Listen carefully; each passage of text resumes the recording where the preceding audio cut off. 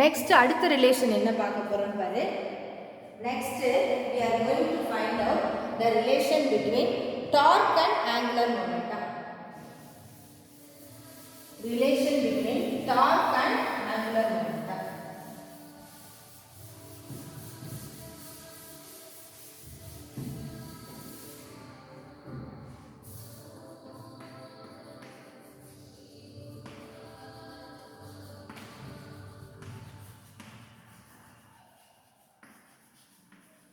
Torque and angular. Okay, அப்ப torque என்னன்னு சொல்லிட்டோம் நம்ம. Torque tau is equal to r cross f. நமக்கு நல்லா தெரியும். Okay, angular momentum என்ன relation? Angular momentum L is equal to relation between angular momentum and velocity. L is equal to I. Okay, L is equal to I omega.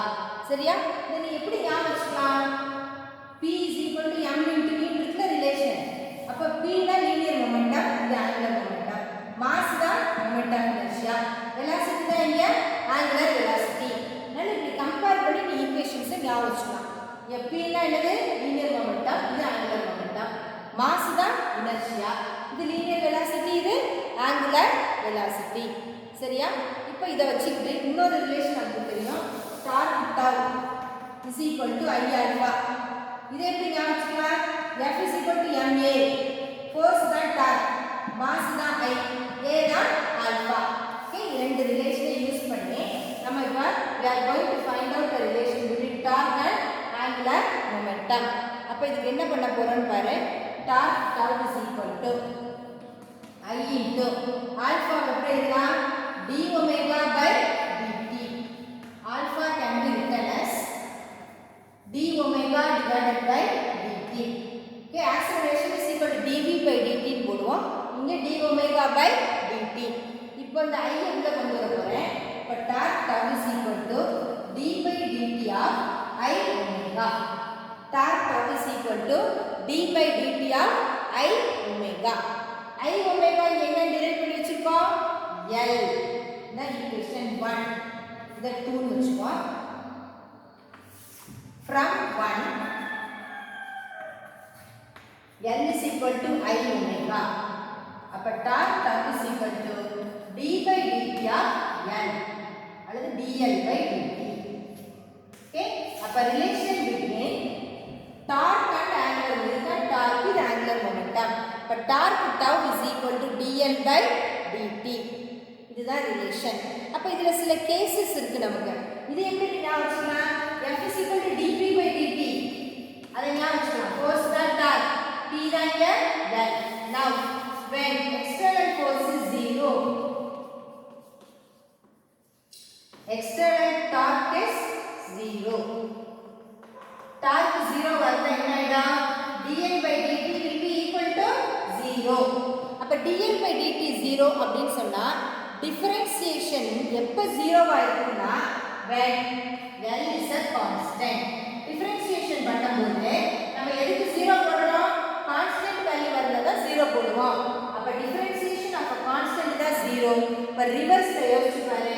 when dl by dt is 0 means it implies that L is a constant. Okay, L is a constant. It implies that this law of conservation of momentum, law of conservation of momentum இதல prove பண்றோம். Okay, அப்ப relation between torque and angular momentum க்கு L is equal to I omega, torque tau is equal to I alpha. அப்ப tau எப்படி எழுதலாம்? I into alpha எப்படி எழுதலாம்? d omega by dt. அதுக்கு அப்புறம் tau is equal to d by dt of I omega.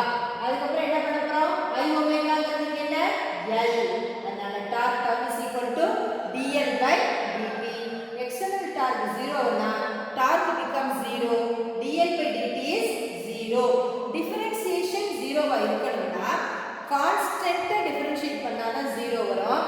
அதனால we come to a conclusion L is a constant. Okay, இது நம்ம பார்த்துக்கணும். Next என்ன கொடுத்திருக்காங்க பாரு. Equilibrium of rigid bodies. Rigid bodies எப்போ equilibrium ஆ இருக்குன்னு சொல்றோம். When rigid body is said to be mechanically equilibrium when linear momentum and angular momentum is remains constant. Linear momentum constant னு சொல்லியாச்சுனா இங்க பாத்தீங்கன்னா angular momentum constant னு சொல்லியாச்சு. அப்ப என்ன torque becomes 0. அதே மாதிரி தான் F is equal to dp by dt ன்னு போட்டோம்னா when external force is 0 அப்படி இருந்துச்சுனா okay F external equal to 0 that means F1 plus F2 plus etc up to Fn becomes 0 அப்படி இருந்துச்சுனா தான் ஈக்விலிபிரியம்ல ஈக்விலிபிரியம் னு சொல்றோம். ஈக்விலிபிரியமா இருக்கணும்னா linear momentum and angular momentum both should become 0. அப்ப இதுல வந்து F 0 ன்னு போட்டோம். அப்ப இதுல இன்னொரு போடணும் net torque is also 0. அப்ப torque 1 plus torque 2 plus etc tau n becomes 0. That is both linear momentum and L they remain constant. Linear momentum and angular momentum constant இருந்தாதா that condition is said to be in equilibrium. Angular momentum and linear momentum both should become constant. அப்ப L constant ஆ இருக்கணும்னா torque 0 ஆ இருக்கணும். P constant ஆ இருக்கணும்னா force 0 ஆ இருக்கணும். This condition is called as equilibrium condition. Okay, and we have to discuss the types of equilibrium. அடுத்து நமக்கு types of equilibrium பார்க்கலாம்.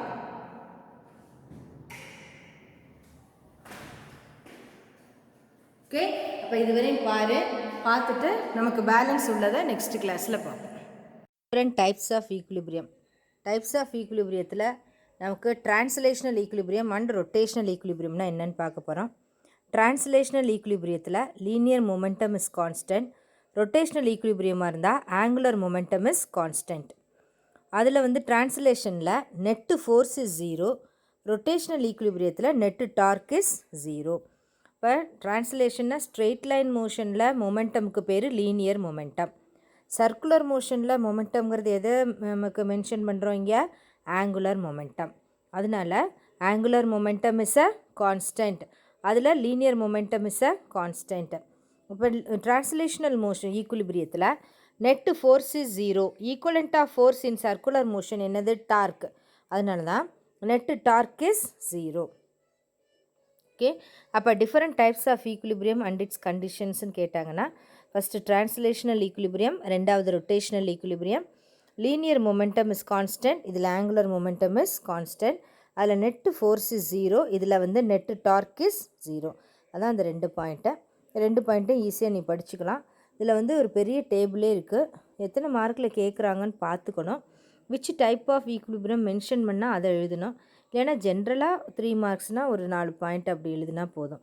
Okay, 5 மார்க்குன்னு கேட்டால் அந்த எல்லா டேபிளில் உள்ள எல்லாமே எழுதிடணும்.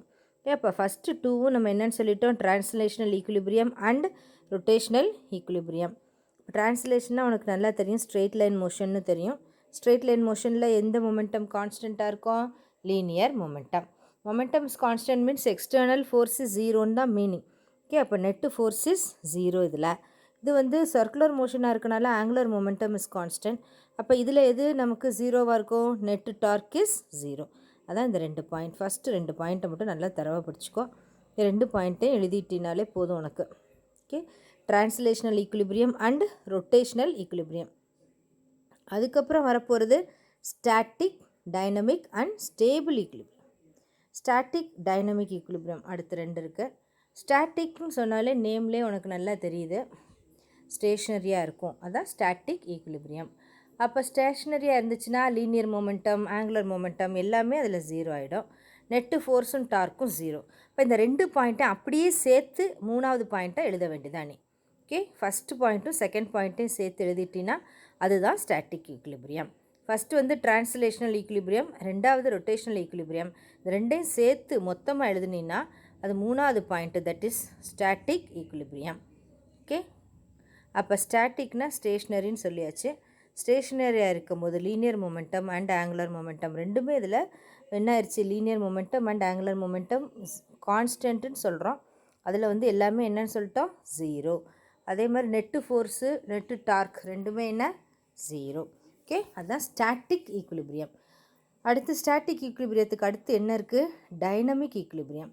டைனமிக் ஈக்குலிபிரியம் அப்படின்னு சொன்னீங்கன்னா டைனமிக் ஈக்குலிபிரியத்தில் linear momentum and angular momentum are constant, net force and net torque 0. ஸ்டாட்டிக்னா மூமெண்ட்டே இல்லை, அதனால மொத்தமாக 0ன்னு போட்டுறணும். டைனமிக்னா மூமெண்ட் இருக்குது, அதனால linear momentum and angular momentum are constant, net force and torque 0. இப்போ ஃபஸ்ட்டு 2 பாயிண்ட்டு நல்லா படிச்சிட்டிங்கன்னா அதிலிருந்து இதுங்களை பூரா எழுதிடலாம்.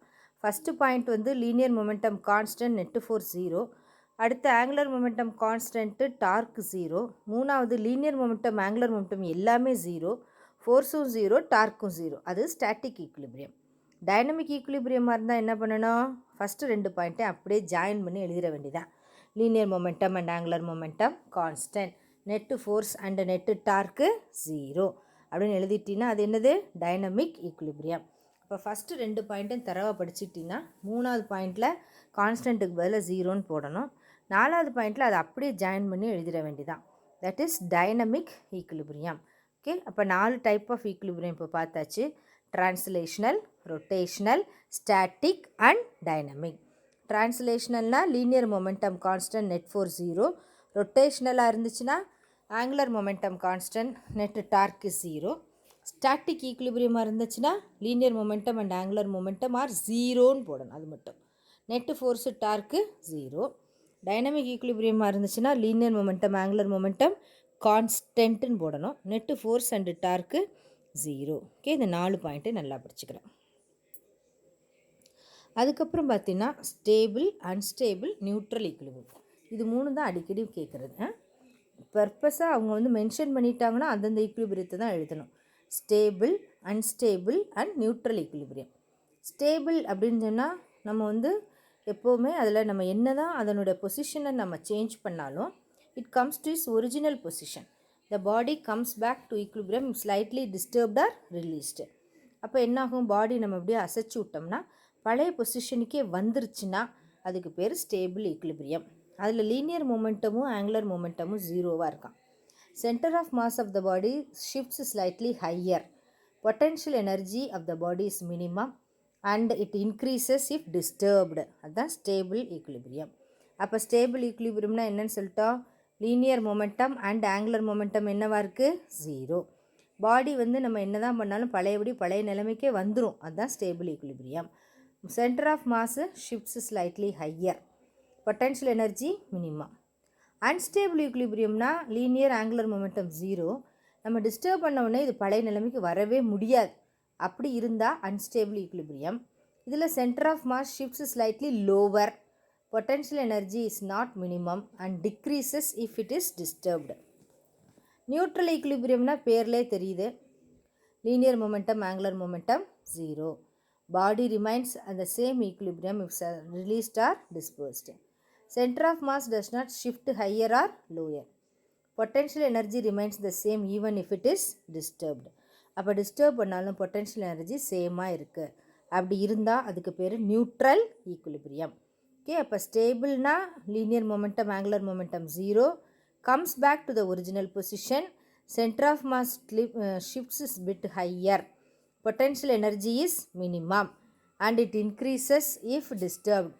Unstable equilibrium இருந்தால் linear momentum angular momentum இதுலேயும் 0 தான். Body cannot come back to the original position. Center of mass shifts is lower, potential energy is not minimum.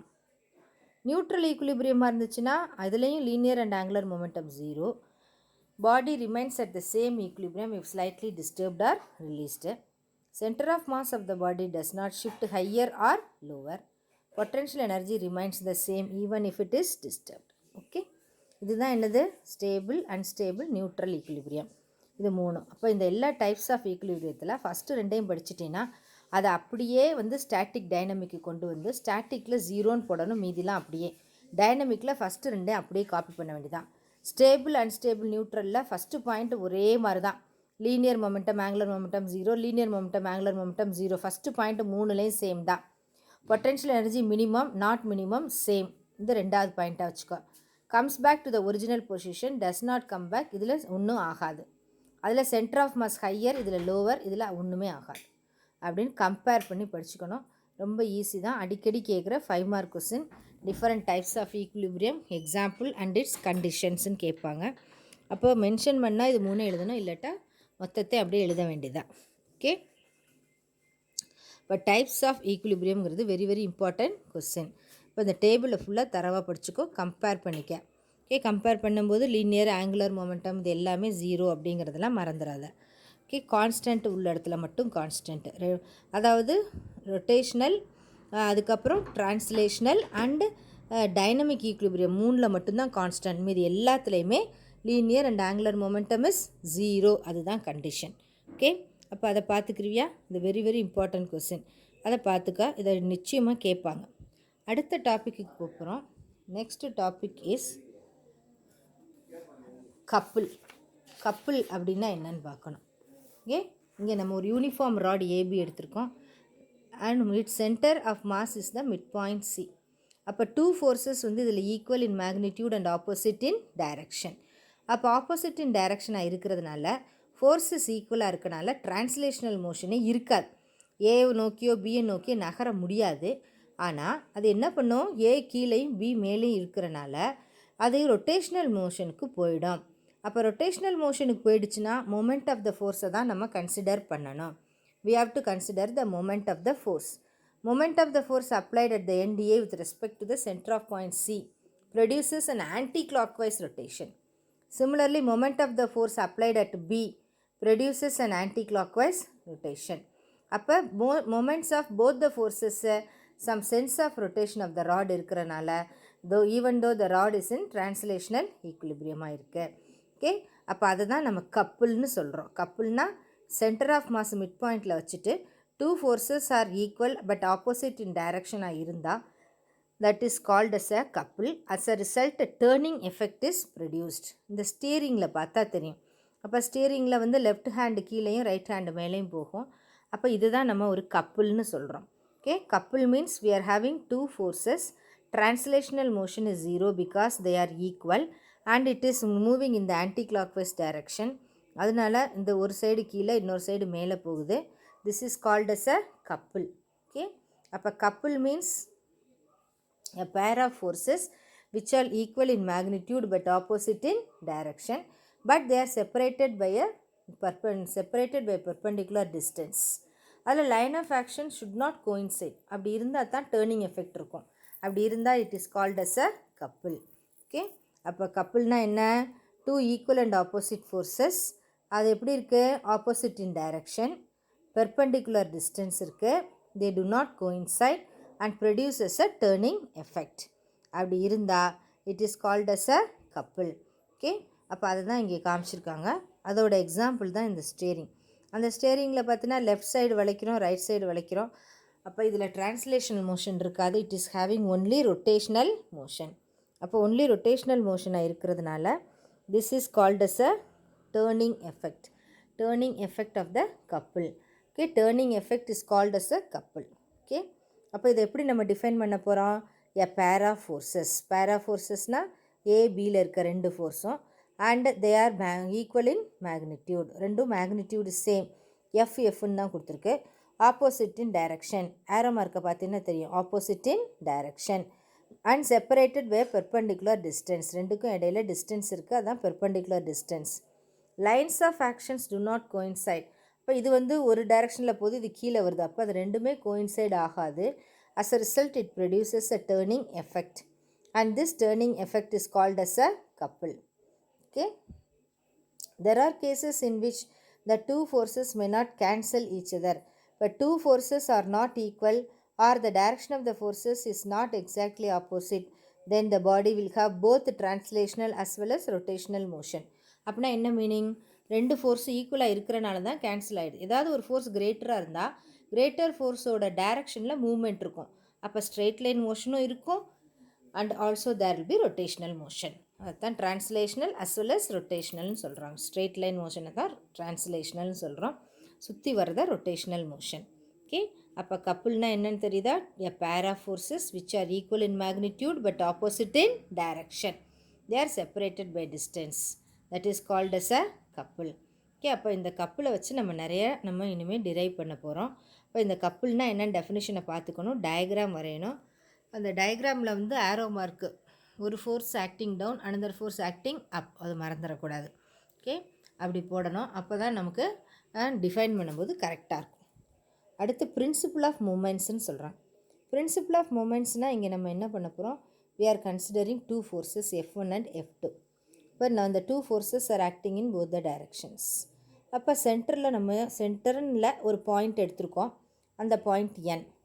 the principle of moments என்ன சொல்லுது அப்படின்னு சொன்னால், டிரான்ஸ்லேஷனல் ஈக்குலிபிரியமாக இருக்கணும்னா நெட்டு ஃபோர்ஸ் ஷுட் பி 0. அதனால் இந்த force is acting downwards. அதனால் minus F1 plus N minus F2 equal to 0. அதுதான் principle of moments. Principle of மூமெண்ட்ஸில் இங்கே என்ன எடுத்துக்கிறோம்? Light rod of negligible mass. மாஸை நம்ம இதில் கன்சிடர் பண்ணலை. It is pivoted on a point along its length. Two parallel forces F1 and F2 are acting at distances D1 and D2. அந்த நம்ம எடுத்துருக்க பாயிண்ட்லேருந்து ஃபோர்ஸஸோட டிஸ்டன்ஸு D1 and D2ன்னு சொல்கிறோம். And normal reaction force N is acting. அப்போ என்ன நடக்குதுன்னு பாரு. One force is acting down, another force F2 is also acting down. நம்ம எடுத்துருக்கிறது N வந்து ஆக்டிங் அப். Nக்கும் F1க்கும் உள்ள டிஸ்டன்ஸ் D1, Nக்கும் F2க்கும் உள்ள distance D2.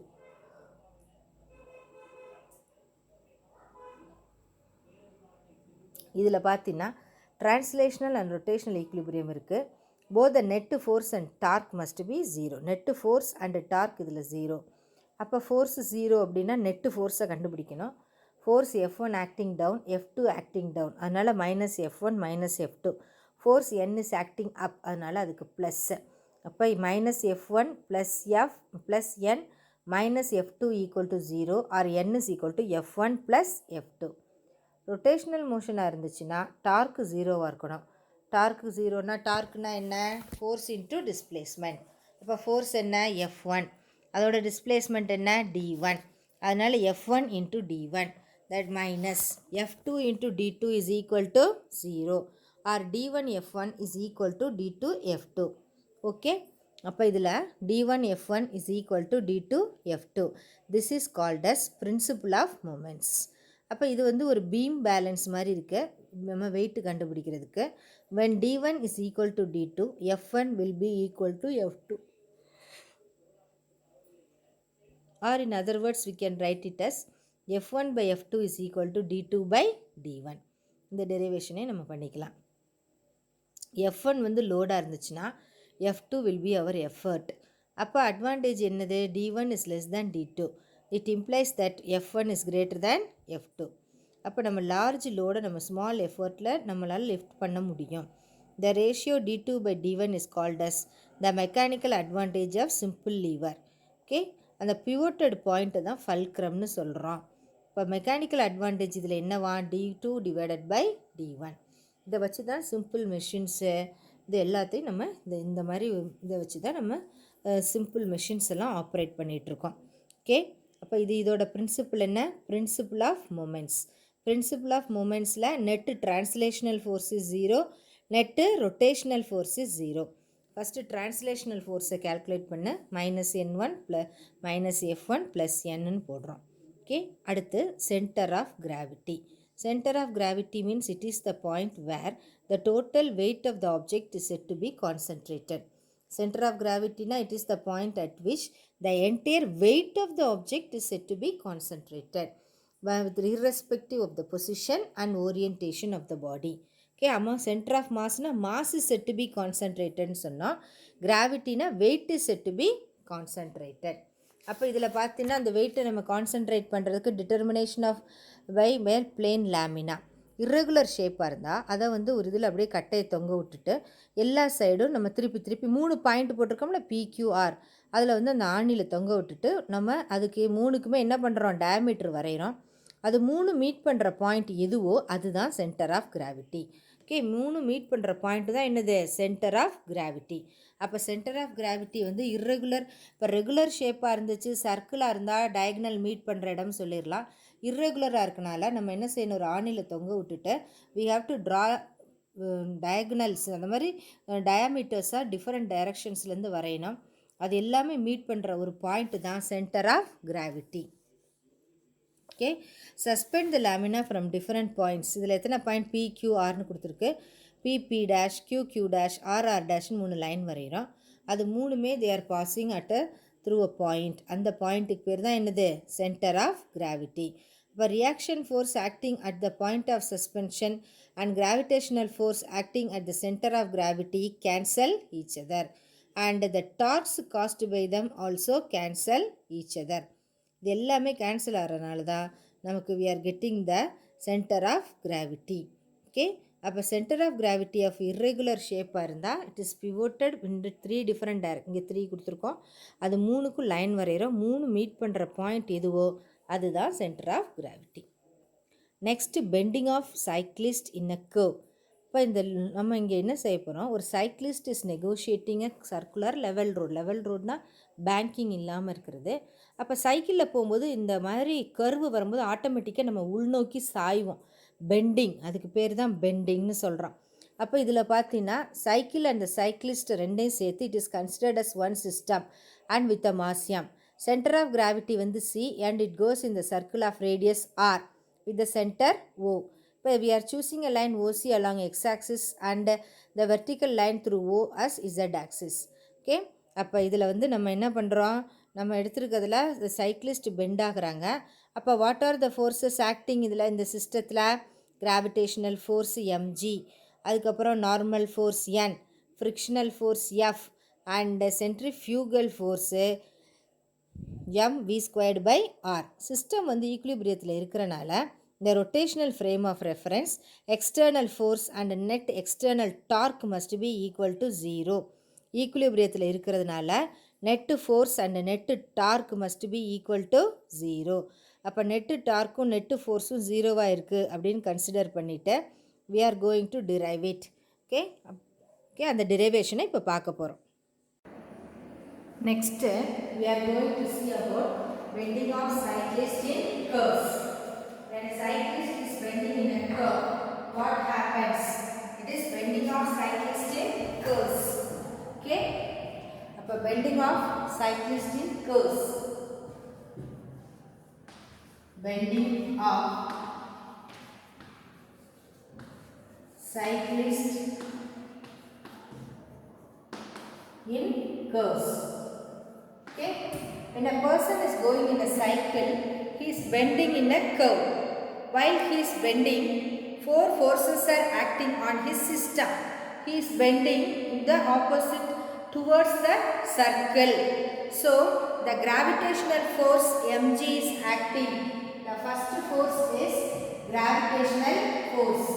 The forces acting are the gravitational force mg, and whenever we have gravitational force we have normal force. Normal force is n. Okay, normal force acting on the man is n, and then he is moving in this direction. Therefore opposite direction he is exhibiting a centrifugal force. So the centrifugal force is acting on him. Centrifugal force. Centrifugal force is mv²/r. And then frictional force. Frictional force. Okay. So the 4 forces are acting on this person. First one, gravitational force, centrifugal force, frictional force and the normal force. So here we are going to draw the diagram. So you can see here, suppose he is moving in this direction. So we are resolving into its components. So this is mg, this is centrifugal force, and this point we take it as A, B. Okay, A and B. Okay, here the forces acting are gravitational force and centrifugal force, and here you can say that centrifugal force and the frictional force are in the opposite direction. Gravitational force and normal are in the opposite direction. Okay, centrifugal force and frictional force opposite direction. Gravitational force and normal force is also acting in the opposite direction. So So while resolving it into its components, we can say that the total net forces acting are mg. Okay, this is mg and this is a.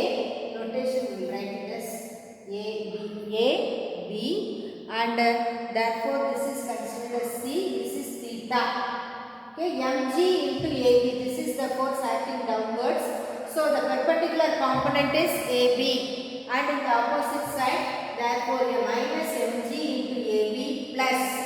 This is the force which is acting up is mv squared by r, mv squared by r into bc. So these two are the total forces acting and it balances.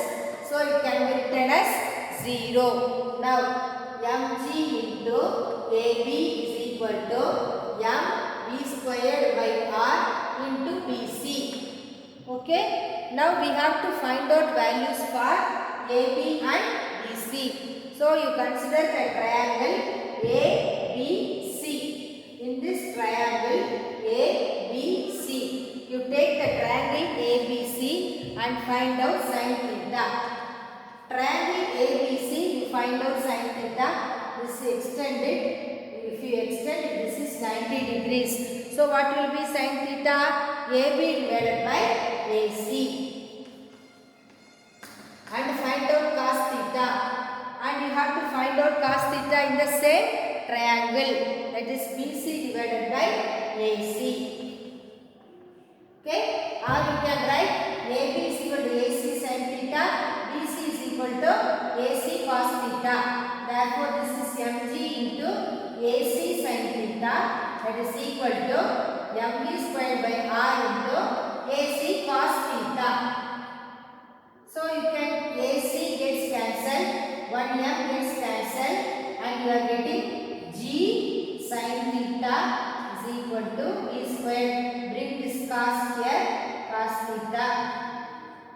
G you can bring it down. Sin theta by cos theta is tan theta. Tan theta is equal to v squared by rg. Okay, this is the condition.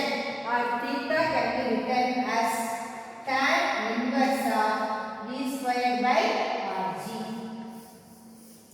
Okay, condition for the bending of the cyclist who is negotiating a curve on a leveled circular road without falling. He has to ride. Avoid fall. Theta should be equal to tan inverse of v squared by rg. So for bending of a cyclist of the curve, we are having 4 forces acting: gravitational force, normal force, centrifugal and frictional force. And the gravitational force acting down, centrifugal acting this direction, centrifugal and frictional force opposite direction, gravitational force and normal opposite direction. So you substitute minus mg AB and BC. This complete this triangle. The triangle complete பண்ணிட்டு sin theta and cos theta தனித்தனியா கண்டுபிடிச்சினா you will get sin theta is equal to AB is equal to AC sin theta, BC is equal to AC cos theta கிடைக்குது. அது எல்லாத்தையும் substitute பண்றோம். m cancel ஆயிடுச்சு, AC cancel பண்ணிடு. அப்புறம் tan theta is equal to v squared by rg. Very important relation. Tan theta is equal to v squared divided by rg. இதுதான் நம்மளுடைய derivation. அப்போ டிரைவ் பண்ணும்போது tan theta v squared by rg derive பண்ணிச்சாச்சு. இது ஒரு 5 mark question. உனக்கு diagram புக்கில் இருக்க மாதிரியே நமக்கு போடணும் அவசியம் இல்லை. இந்த டயக்ராம் மட்டும் நீ போட்டால் போதும். Often asked 5 mark question. கொஸ்டினில் கேட்காட்டி கூட உனக்கு ப்ராப்ளமில் கட்டாயமாக இது கேட்பாங்க. ஓகே, அதனால் அதை நீ பார்த்துக்கோ. ஓகே, இதோட ஒரே ப்ராப்ளம் இருக்குது, அதையும் நமக்கு இதில் சேர்ந்த மாதிரி போட்டுடலாம். Example 5.13. A cyclist while negotiating a circular path with a speed of 20 meter per second is found to bend with an angle of 30 degrees. Value of G வந்து 10 எடுத்துக்கணுமா. ஓகே, அப்போ என்ன கொடுத்துருக்குன்னு பார்க்கணுமா ப்ராப்ளம்ல. இங்கே ப்ராப்ளம் நெக்ஸ்ட் வந்து ஒரு ப்ராப்ளம் இருக்கு, அதை work out பண்ணிடுவோம். இதே ஃபார்முலா தான்.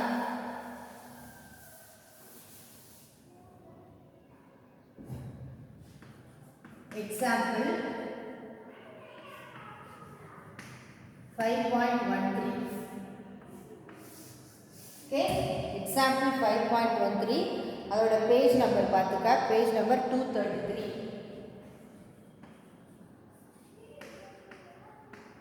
கணக்கில் என்னெல்லாம் கொடுத்துருக்காங்கன்னு பார்ப்போம். A cyclist is negotiating a circular path. சைக்கிளில் போகும்போது இப்படி வளைகிறாங்கன்னு அர்த்தம். With a speed of 20 meter per second. அப்போ given ஃபர்ஸ்ட் எழுதிக்க. With a speed of 20 meter per second. ஸ்பீட் வந்து 20 meter per second. அதுக்கப்புறம் is found to bend at an angle of 30 degrees. அப்போ theta எவ்வளவு 30 degrees. Okay, and with the vertical. What is the radius of the circular path? அப்போ r என்னன்னு கேட்டிருக்காங்க. Take g to be 10 meter per second square. அப்போ ப்ராப்ளம்ல g வந்து 10 எடுத்துக்கன்னு சொன்னாதான் எடுத்துக்கணும். இல்லாட்டா நம்ம எப்படி எடுத்துக்கணும்? 9.8 வச்சு தான் நம்ம கால்குலேட் பண்ணணும். ஃபார்முலா என்ன? tan theta is equal to v squared by rg. ஆனால் r தான் கேட்டிருக்காங்க. ஃபர்ஸ்ட் ஃபார்முலா எழுது. tan theta is equal to v squared by rg. क्वेश्चनல r தான் கேட்டிருக்கு. அப்ப v squared divided by tan theta into g. Okay, v எவ்வளவு 20, tan 30 into g ஓட value என்ன கொடுத்துட்டாங்க 10. ஓகே, அப்ப v சப்ஸ்டிட்யூட் பண்ண 20 into 20, அதுக்கு அப்புறம் tan 30, g வந்து 9.8 தான் போடணும். 10 னு கொடுத்திருக்கனால நம்ம 10 சப்ஸ்டிட்யூட் பண்ணிட்டோம். அப்ப tan 30 ஓட வேல்யூ என்ன 1/√3. இல்ல ஒன்னு கேன்சல் ஆயிடும். ஓகே, அப்ப 1/√3 இத நியூமரேட்டருக்கு கொண்டு போயிட்டு சிம்பிளிஃபை பண்ண வேண்டியதா.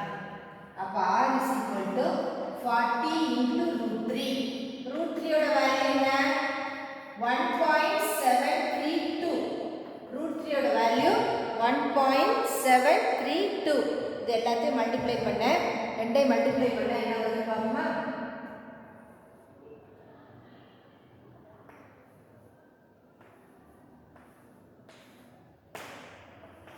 69.28 மீட்டர். அப்ப ரேடியஸ் எவ்வளவு இருக்குமா 69.28 மீட்டர். அப்போ ப்ராப்ளம்ல என்ன கொடுத்திருக்குன்னு பார்க்கலாம். Bending of negotiating a cyclist கர்வ்ல என்ன கொடுத்திருக்கு? வெலாசிட்டி கொடுத்தாச்சு, தீட்டா கொடுத்தாச்சு, ரேடியஸ் கேட்டிருக்காங்க. g வந்து கொடுக்கலைன்னா 9.8 எடுத்துக்கணும். given as 10 அதனால 10 வச்சுக்கிறோம். அதுக்கப்புறம் ஃபார்முலா ஃபர்ஸ்ட் இருக்குது. tan theta is equal to v squared by rg. நமக்கு r தான் வேணும். அதனால v squared by tan theta into g. அப்புறம் எல்லாத்தையும் v சப்ஸ்டிட்யூட் பண்றோம். tan theta g. tan 30 1/√3. √3 numerator கொண்டு போற. √3 ஓட வேல்யூ 1.732. அப்ப இந்த எக்ஸாம்பிள் வந்து அடிக்கடி கேட்பாங்க. ஒன்னு இந்த tan theta is equal to v squared by rg क्वेश्चनா இருக்கும். அப்படி இல்லைன்னா ப்ராப்ளமா இருக்கும். அதை பார்த்துக்கணும். ஒன்று கொஸ்டின் இல்லைன்னா ப்ராப்ளம். அப்போ கொஸ்டினாக இருந்துச்சுன்னா கொஸ்டின்ஸ் நான் எழுதிடுறேன். ப்ராப்ளமில் கேட்டிருந்தாங்கன்னா ப்ராப்ளமும் போடுறேன். ஓகே, அப்போ இதை கேர்ஃபுல்லாக கவனித்து படிச்சுக்கோ.